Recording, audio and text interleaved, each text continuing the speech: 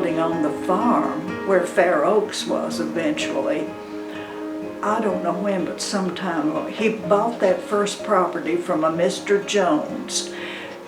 He had children, Noel Jones and Nora Jones, that were not married, and they were both teachers. And I don't know why, but that first part of that property was bought from him. And then Daddy had, it was on 52, and on the way to Allard, and he bought the Sally Lester field, I presume from Sally Lester, and then he bought the pine grove in back of the farm from Cos Stewart, I believe, and I don't know where he got the property that he gave to Lance. I have no idea, but when have I told about when he gave me the property and Kit in the funeral home? Okay. Frank and I had moved a lot in Jamestown, and we had, Frank then had bought the Bell property when Ed Bell was he had been a newspaperman, his family in Jamestown, and he'd moved to Texas, and I don't know what business he was in, but he was, he built a home for his mother out on the Allard Road just past where the old Bell property was, and he was flying over the property to tell them to pick him up in Crossville, and he crashed in his plane and burned, and he died right in front of their eyes. So the property went up for sale, but it was tied up in lots of different ways. And Frank,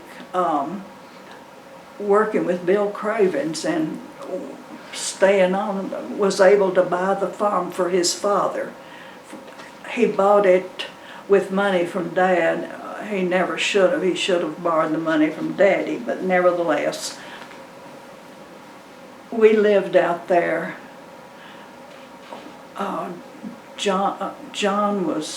Lance was a baby, and I got pregnant with Elizabeth there, and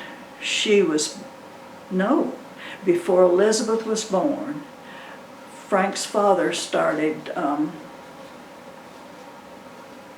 putting some pressure on him to produce from the farm. It was an old apple tree farm, an old apple farm, but it hadn't been cultivated in years and years and years. It was very run down. But there was 100 acres of property there, and he got it for $15,000. So it was a huge buy, but it certainly couldn't produce anything, in the beginning. So Dad said that he and Catherine and Donna were going to move down there and bring his mother. And when I told Daddy, that's when Daddy gave me the house and Kit in the funeral home, and built Kit in that little house beside the funeral home. And that's where we lived until we moved to Columbus. And it was absolutely wonderful. We had, Jamestown was a fun place to live. And the house was big enough that we could have a whole gang of people in, and that's where all my children were born. And when John was a year and a half old, Frank's father told him they needed weights engineers in Columbus to help build the Vigilante. And it was one of the first jet planes, and the pay was just too good. We had to go. Oh, but that was hard to leave. That really was hard to leave. We moved to Columbus, and Frank started working for North American, and it was real good. But then he had aviation has a lot of people that are close-knit from all over the country. Frank had worked at Vultee, of course, that's when I met him, and he had worked at McDonnell, and then an old aviation buddy, while we were in Columbus, started calling him to come to work for him in Dallas. I believe that was Timco, and they would move us and everything, and really courted Frank to come. So he let him talk him into it, and we moved to Dallas, Texas. And this was not even a year after we had moved to Columbus. Well, we got to Dallas, and it was a fun place to live, and the friendliest people in the world. Just loved it. We had a ball for 6 months. But Frank did not like the plant. He was so unhappy, and I don't know why, but I had a feeling after leaving North American, which was run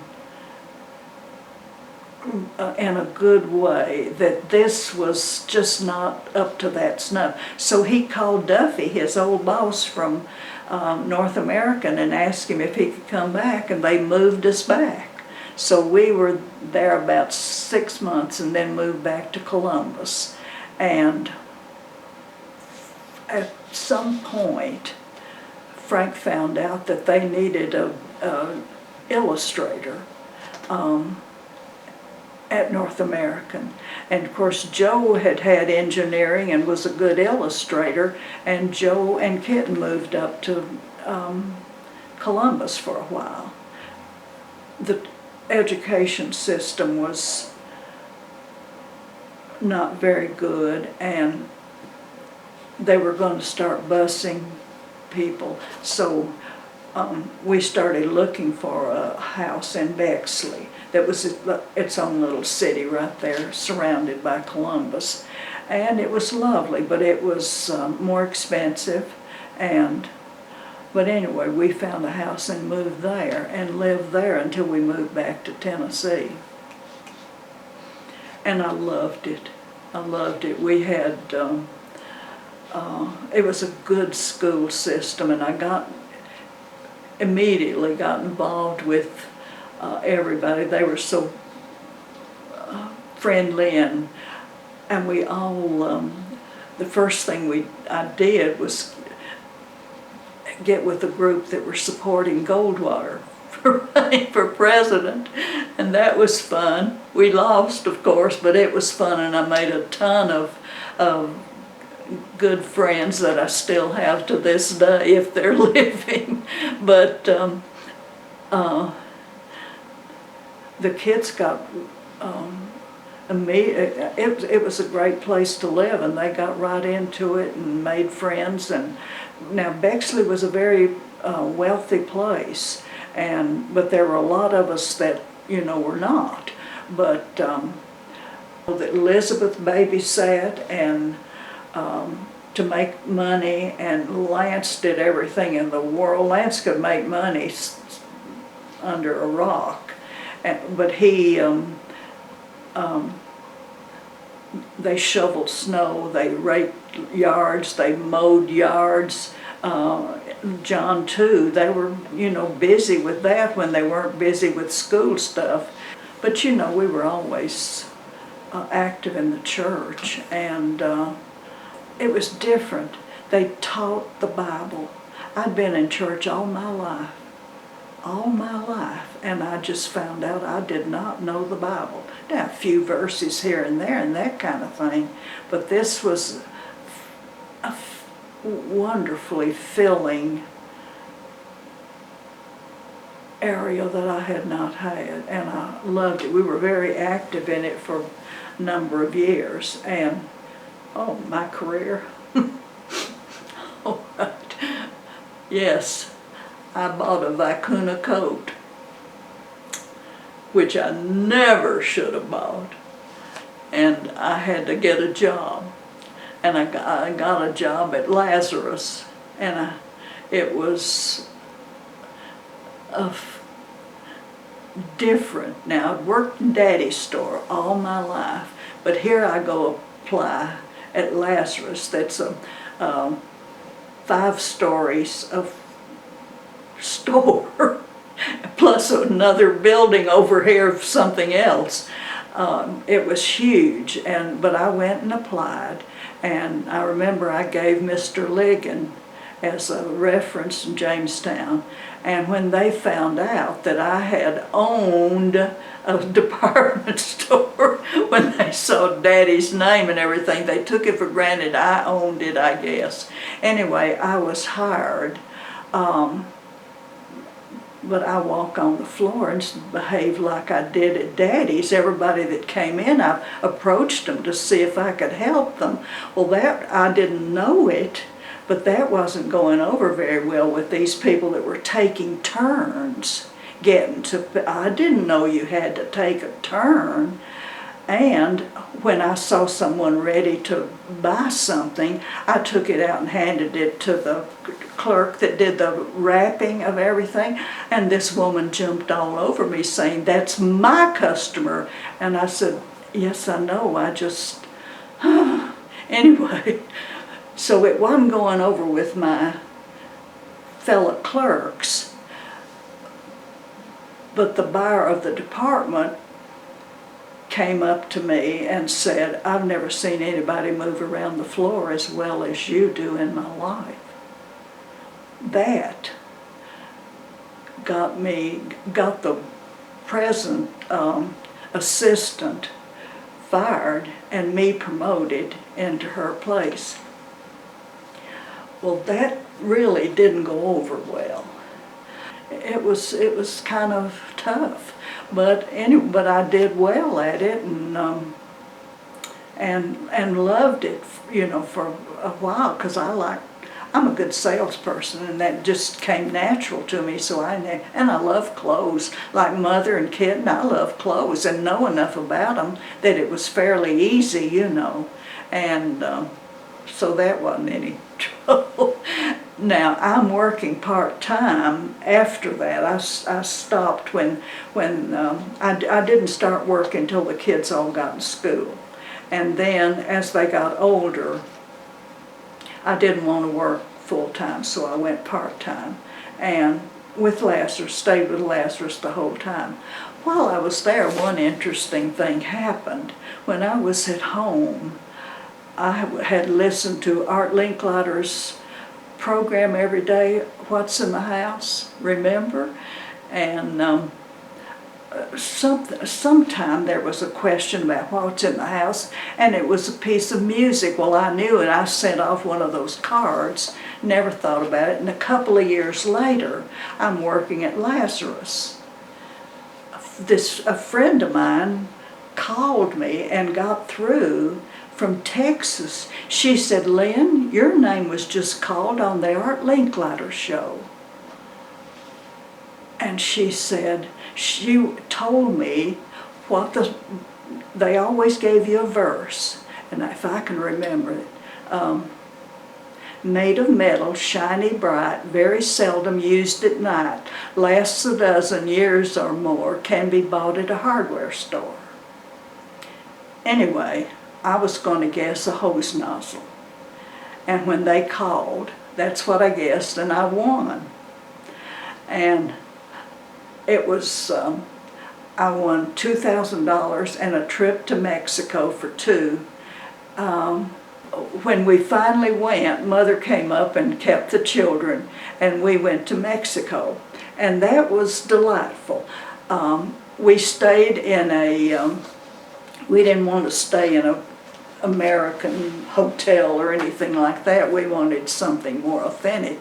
And we stayed in an old monastery that had been turned into a place to stay, The walls were 18 inches thick. It was just gorgeous. And out in the middle was this huge fountain that they put a wooden platform on at night, and flamingo dancers would dance on it and entertain us. And the tables for the restaurant part, sat around that, and it was gorgeous. And the thing I remember most about the food was the fresh pineapple piece that you got every morning, that no pineapple anywhere else has ever tasted like that. It was just great. But we did that, and then we went to the pyramids and did all of that. But the interesting thing, the day we flew into Mexico was on a Sunday, and that was the day when the Bay of Pigs happened. So the next day, we don't know that's happened. And the next day we get up and there's this demonstration going on outside our hotel room. And we didn't know what it was about because, of course, we didn't speak Spanish. And they were protesting that America hadn't really supported the Cubans that were trying to take back Cuba. And then the next day there was another demonstration. They were protesting the other side. I was working at Grant Hospital in Columbus, Ohio, and I had been at Riverside. I did know that they were going to be buying a new telephone system. Well, I sure didn't know anything about it. And remember, we were going from analog to digital. I went to hotels and all kinds of different places and flew all over the country for the hospital learning how to do this.